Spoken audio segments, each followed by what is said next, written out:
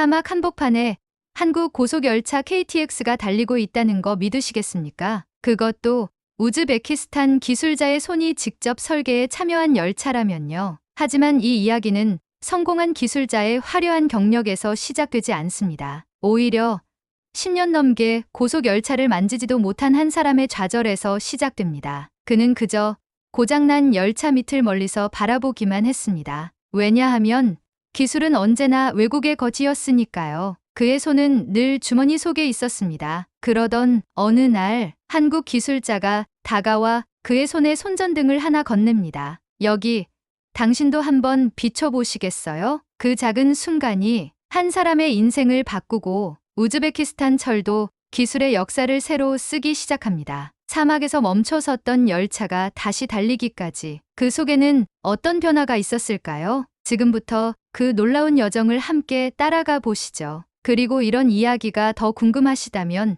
지금 구독과 좋아요 한번 눌러주세요. 당신의 관심이 더 많은 기술자들의 손에 빛을 건네줄 수 있습니다. 안녕하세요. 저는 우즈베키스탄 타슈켄트에 살고 있는 철도 기술자 샤크조드입니다. 이 사연을 쓰기까지 꽤 오랜 시간이 걸렸습니다. 제 마음속에만 담아두었던 이야기를 이렇게 꺼내려니 손끝이 떨리고 가슴이 묘하게 저릿하네요. 제가 이 일을 시작한 건 지금으로부터 11년 전, 그러니까 제가 24살이 되던 해였습니다. 졸업식 날 가족들이 기뻐하던 얼굴을 지금도 기억합니다. 당시 우즈베키스탄 정부는 스페인으로부터 고속열차를 들여오고 있었고 그것을 정비하고 관리할 기술자가 필요했기에 저는 큰 꿈을 품고 국영철도청에 입사했습니다. 제 또래 친구들 중엔 해외로 나가는 이들도 많았지만 저는 우리나라 철도를 제 손으로 바꾸고 싶었습니다. 기술이 있어야 나라가 발전한다고 믿었거든요. 하지만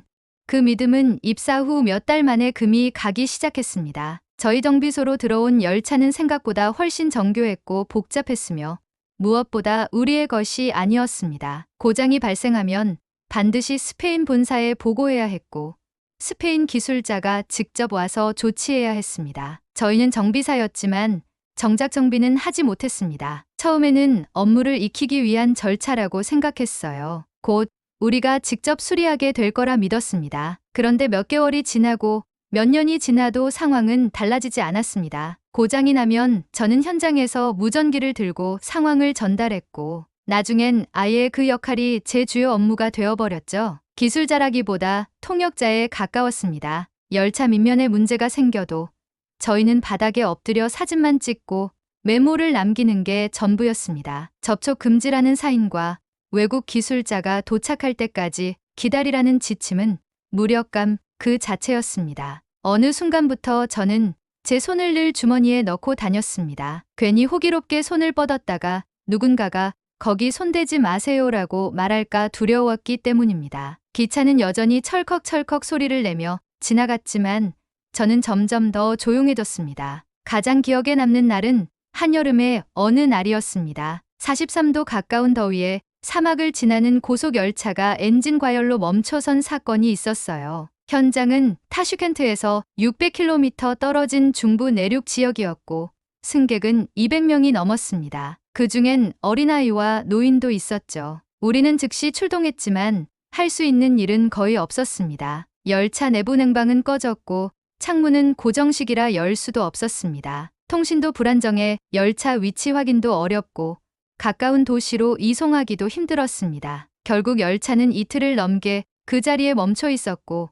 승객들은 임시 텐트에서 대기해야 했습니다. 그때 저는 처음으로 제 직업의 회의를 느꼈습니다. 기술자란 위기 상황에서 문제를 해결해야 하는 사람인데 저는 그저 사태를 기록하고 보고하는 역할만 하고 있었던 거죠. 그 사건 이후 회사 내부에서도 논란이 많았습니다. 우리만으로는 대응할 수 없다.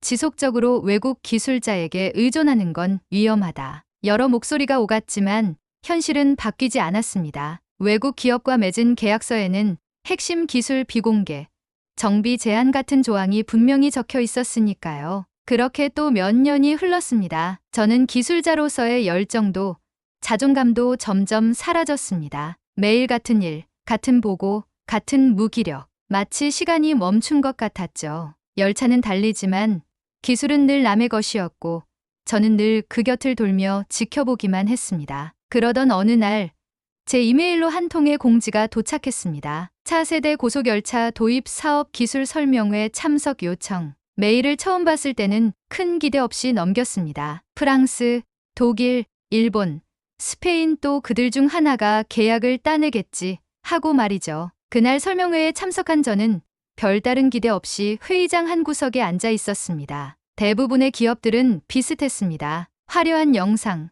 세련된 디자인, 높은 속도. 하지만 정작 이 기술을 우리와 공유하겠습니까? 라는 질문엔 다들 입을 다물었습니다. 계약이 체결된 이후에 검토하겠습니다라는 말만 반복됐죠. 전혀 새로운 것이 없었습니다. 또 그렇게 손을 넣고만 살아야 하는가?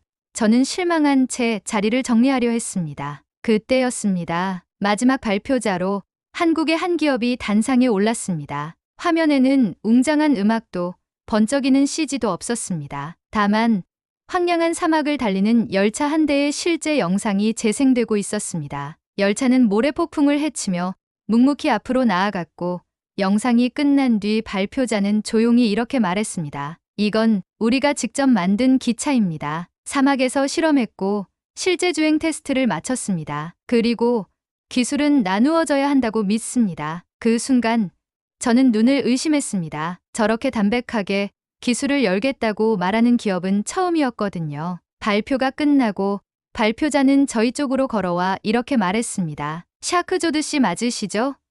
정비소에서 오래 일하셨다고 들었습니다. 혹시 기차 밑을 직접 들여다보고 싶으신가요? 그리고 그는 저에게 손전등을 건넸습니다. 이쪽을 한번 비춰보시겠어요? 그 순간 저는 주머니 속에 있던 손을 천천히 꺼냈습니다. 11년 동안 감히 뻗을 수 없었던 손이었습니다. 하지만 이제 누군가가 말해주고 있었습니다. 이제 당신도 기술자입니다. 제가 한국 기술자에게서 손전등을 건네봤던 그날 무언가 제 안에서 뚝 하고 부서지는 소리가 들렸습니다. 아니, 어쩌면 부서진 게 아니라 오랫동안 잠들어 있던 것이 탁 하고 깨어난 소리였는지도 모르겠습니다. 11년간 제 주머니 속에 숨어있던 두 손이 그 작은 손전등 하나 덕분에 바깥 세상으로 나온 것입니다. 그 후로 모든 것이 바뀌었습니다. 우즈베키스탄 철도청은 본격적으로 차세대 고속열차 사업을 추진하기 시작했고 여러 후보 중에서 한국 기업과의 협력을 결정했습니다. 물론 외교적 문제도 있었고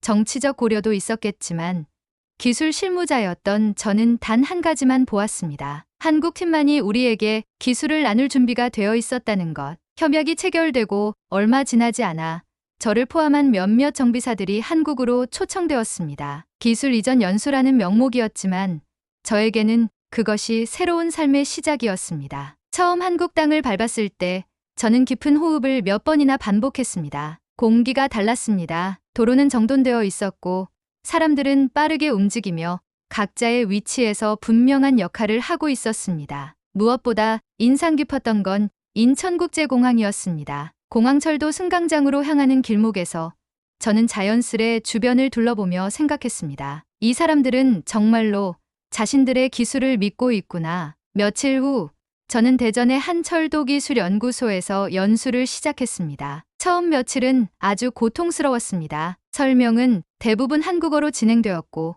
복잡한 기술 용어는 통역을 거쳐도 이해하기 어려웠습니다. 낯선 장비들, 복잡한 인터페이스, 무엇보다 제가 뭘 질문해야 하는지도 몰랐습니다. 괜찮으세요? 샤크 조드 씨? 연구소의 한 실무자가 제 눈높이에 맞춰 앉아 조심스럽게 물었습니다. 그 질문에 저는 그저 멋쩍게 웃을 수밖에 없었습니다. 하지만 놀라웠던 것은 그 이유였습니다. 한국 기술자들은 제가 이해하지 못해도 다시 한번 설명했고 어떤 날은 제가 직접 기계에 손을 대보게 했습니다. 혹시라도 제가 장비를 망가뜨릴까봐 두려웠는데 그들은 그 두려움을 보듬어 주었습니다. 기계는 만져봐야 압니다. 샤크 조드 씨 손이 가장 중요한 도구예요. 그 말이 저는 지금도 잊히지 않습니다. 그렇게 시간이 흐르면서 저는 점점 자신감을 되찾기 시작했습니다. 그리고 어느 날 모래바람이 부는 사막 지형에서 열차가 멈추는 문제에 대해 회의가 열렸습니다. 저는 그 자리에서 조심스럽게 손을 들었습니다. 사막용 공기 필터를 2겹에서 4겹으로 늘리면 어떨까요?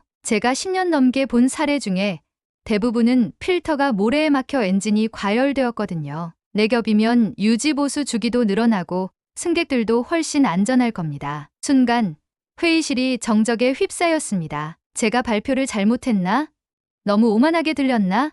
걱정이 몰려왔습니다. 하지만 한국기술팀의 박도원 이사는 조용히 제안을 적어두더니 이렇게 말했습니다. 좋습니다. 테스트해 봅시다. 샤크조드 씨, 구체적인 구조도 그려주실 수 있나요? 그 말에 저는 고개를 끄덕였습니다. 제 손이 다시 펜을 잡은 그 순간 저는 뭔가를 실감했습니다. 이건 내 경험이구나. 책에서 배운 기술이 아니라 내가 사막에서 직접 겪은 일들이 기술이 되어가고 있구나. 며칠 후 저는 연구소 조립실에서 한국 기술자들과 함께 모래용 필터 모듈을 직접 조립했습니다. 처음에는 떨렸지만 점점 손끝에 익숙한 감각이 되살아났습니다. 그리고 제 제안이 반영된 그 필터는 실제로 우즈베키스탄에 공급될 KTX 이음형 모델에 탑재되었습니다. 기술은 그렇게 종이 위의 이론이 아니라 경험 위에 쌓여가는 것이었습니다. 그리고 그 기술은 말로 설명되기보다 손으로 전해지는 것이었습니다. 한 달 후 훈련을 마친 저희 팀은 귀국길에 올랐습니다. 공항에 도착하기 직전 박 이사님이 조용히 제 어깨에 손을 얹으며 말했습니다. 샤크조드 씨, 이제 진짜 시작이에요. 이제 당신도 다른 누군가에게 손전등을 건네줄 수 있어요. 그 말을 들은 순간 저는 깊게 숨을 들이쉬었습니다. 그리고 제 두 손을 바라보았습니다. 그 손은 이제 더 이상 주머니 속에 갇혀있는 손이 아니었습니다. 한국에서의 연수는 끝났지만 제 안에 심어진 변화는 점점 더 커졌습니다. 우즈베키스탄으로 돌아온 후 저는 다시 타슈켄트 정비소로 배치되었습니다. 예전과 똑같은 장소, 똑같은 기찻길, 똑같은 하늘이었지만 제 마음은 전혀 달랐습니다. 제 두 손은 이제 주머니 속에 머물러 있지 않았고 저는 기술자의 눈으로 세상을 보기 시작했거든요. 이제 우리 철도청은 한국과 공동으로 설계한 새로운 고속열차 KTX 이음 우즈베크 모델을 준비하고 있었습니다. 저도 그 프로젝트의 일원이 되어 사막주행 전용 시스템을 담당하게 되었죠. 제 제안으로 채택된 4겹 필터 구조는 현장 시제품 제작까지 완료된 상태였습니다. 그러나 정작 중요한 건 이제부터였습니다. 최종 시스템 점검과 교육을 위해 한국 기술진이 다시 타슈켄트를 방문했고 저는 그들을 도와 현장 조율을 맡게 되었습니다. 익숙한 얼굴들이 다시 보이니 어딘가 모르게 마음이 놓이기도 했습니다. 그러던 어느 날 사건이 터졌습니다. 새 필터 장착 상태에서 첫 테스트 주행을 하던 중 갑작스럽게 센서 오류가 발생해 열차가 멈췄습니다. 담당 한국 기술자 3분과 함께 긴급 점검을 시작했는데 그 과정에서 저와 한 한국 기술자 간의 작은 충돌이 있었습니다. 여기 커넥터 결선 상태가 불안정한 것 같습니다. 제가 수정하겠습니다. 제가 그렇게 말했을 때 기술자 한 분이 조심스럽지만 단호하게 말했어요. 아니요, 샤크조드 씨. 그건 저희 장비라서 저희가 손봐야 합니다. 순간 심장이 덜컥 내려앉았습니다. 다시 손대지 마세요라는 말을 들은 기분이었습니다. 저는 조용히 한 발짝 뒤로 물러섰고 마음속에는 복잡한 감정이 솟구쳤습니다. 역시 기술은 아직도 그들의 것일까?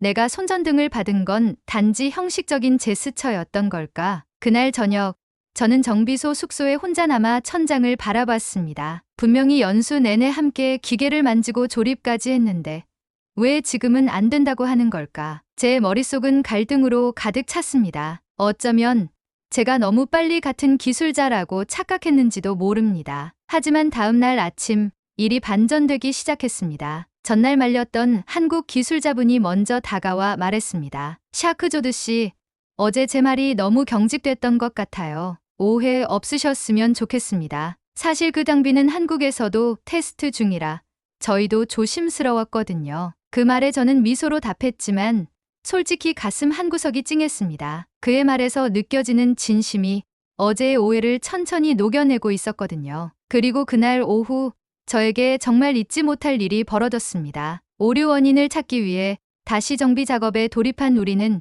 예상치 못한 문제를 발견했습니다. 필터 구조 자체는 완벽했지만 모래가 특정 각도로 유입될 때 커넥터 주변에 미세한 진동이 생겨 전기 신호에 영향을 주고 있었던 겁니다. 저는 그 즉시 그간 수년간 모래지형에서 경험했던 사례를 떠올리며 새로운 제안을 했습니다. 이 부분을 고무 패킹으로 감싸 진동을 줄이고 필터 각도를 3도 정도 기울여 보면 어떨까요? 실제 사막 주행 시 풍향 방향을 감안하면 이게 훨씬 효과적일 겁니다. 잠시 정적이 흐른 후 박도원 이사님이 고개를 끄덕였습니다. 바로 그거예요. 경험에서 나온 통찰. 지금 같은 게 기술이죠. 그날 밤 우리 팀은 함께 앉아 필터 구조를 수정했고 다음날 테스트에서는 완벽한 성능을 보여주었습니다. 그 순간 저는 비로소 기술자로 인정받았다는 감정을 처음으로 느꼈습니다. 며칠 후 박 이사님이 한국으로 돌아가기 전 저에게 작은 선물을 건넸습니다. 그건 연수 초기에 받았던 손전등이었습니다. 이건 원래 제 거였는데요. 이제는 샤크조드 씨가 누군가에게 건네줄 차례예요. 그 손전등을 손에 쥔 순간 저는 울컥했습니다. 그건 단순한 물건이 아니었습니다. 그건 신뢰였고 경험이었고 그리고 기술의 연결이었습니다. 그날 밤 저는 정비소 창가에 앉아 열차들이 지나가는 모습을 바라보며 생각했습니다. 나는 이제 단순한 정비사가 아니다. 내 손으로 설계했고 내 경험으로 기술을 바꿨다. 그리고 그 기술은 사람과 사람 사이에서 진심으로 건네졌습니다. 그날 이후 타슈켄트의 하늘은 어딘가 달라 보였습니다. 예전에는 항상 높기만 하고 너무 멀게만 느껴졌던 하늘이었는데 이제는 그 아래에서 제가 무엇을 할 수 있을지 상상할 수 있게 되었기 때문이죠. KTX 이음 우즈베크 모델의 시험 운행일.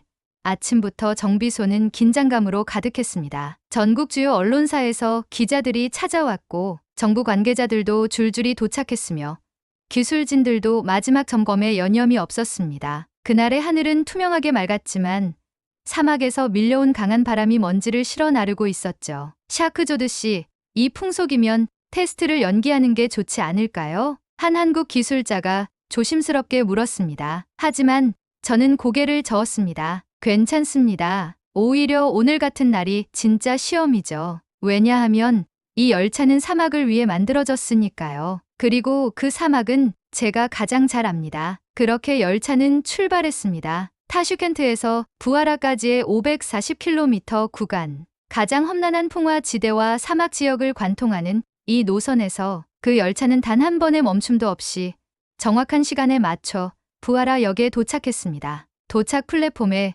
정차한 열차의 문이 열리자 기다리고 있던 승객들과 기자들이 박수를 치기 시작했습니다. 그 박수는 단순한 성공을 축하하는 소리가 아니었습니다. 그건 신뢰에 대한 박수였고 기술의 진심에 보내는 경의였습니다. 저는 플랫폼 끝에서 열차 밑으로 조용히 손을 뻗었습니다. 뜨거운 금속 표면, 모래바람을 뚫고 달려온 강철의 몸체가 제 손끝에 닿았을 때 그 기차는 저에게 이렇게 말하는 듯 했습니다. 이제 너는 지켜보는 사람이 아니다. 그 순간 저는 수년 전 주머니 속에 넣고만 있던 제 손을 떠올렸습니다. 어떤 기술도 만질 수 없었고 만져선 안 된다고 배웠던 시절. 하지만 지금 그 기술은 제 손에서 시작되었고 저의 손이 만든 필터와 구조는 실제 열차 위를 달리고 있었습니다. 시험 운행이 성공적으로 끝난 이후 저는 중요한 결정을 내렸습니다. 현장에서 정비 업무를 계속하는 대신 타슈켄트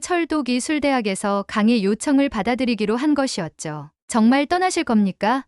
이젠 핵심 기술자이신데 동료들이 아쉬운 얼굴로 저를 붙잡았지만 저는 웃으며 말했습니다. 기술은 현장에서만 쌓는 게 아닙니다. 지금은 또 다른 누군가의 손에 기술을 건네줄 때입니다. 그렇게 저는 철도기술대학의 한 강의실에서 새 학기를 맞이하게 되었습니다. 처음 강단에 섰을 때 제 앞에 앉아있던 수십 명의 학생들을 보며 잠시 말문이 막혔습니다. 왜냐하면 그들의 눈빛에서 예전의 제 모습을 봤기 때문입니다. 무언가 하고 싶지만 어떻게 해야 할지 모르는 두려움. 기술이라는 거대한 벽 앞에서 작아진 자신감. 그래서 저는 가방에서 조심스럽게 손전등 하나를 꺼냈습니다. 이 손전등은 제가 한국에서 받았던 것입니다. 기술은 이렇게 시작됩니다. 누군가의 손을 받아들일 때, 그리고 내가 내 손을 내밀 때 말이죠. 학생들 중 한 명이 손을 들었습니다. 선생님, 저희도 진짜 열차 밑을 볼 수 있을까요? 저는 고개를 끄덕이며 말했습니다. 그럼요. 그게 바로 여러분이 해야 할 일입니다. 기술은 종이 위에 있는 게 아닙니다. 기술은